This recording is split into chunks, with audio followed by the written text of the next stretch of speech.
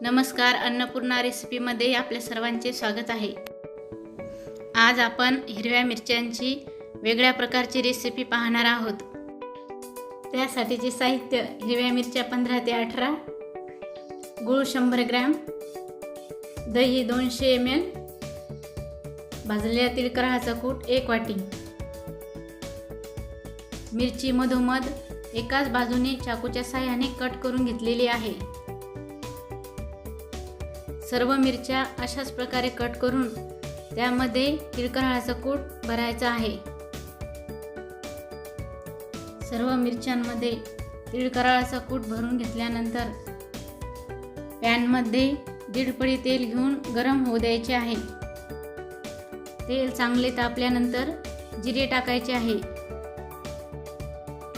जिरे छान परतून घेतल्यानंतर त्यामध्ये गूळ टाकायचा आहे आणि गूळ तेलामध्ये छान विरघळू द्यायचा आहे।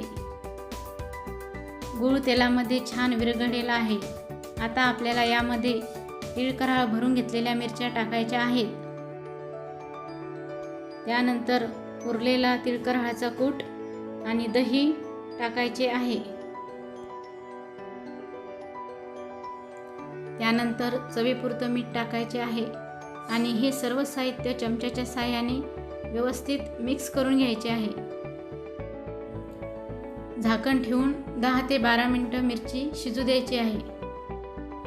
थोडासा रंग बदलल्यानंतर आपली ही चटपटीत गोड मिरची सर्विंगसाठी तयार आहे।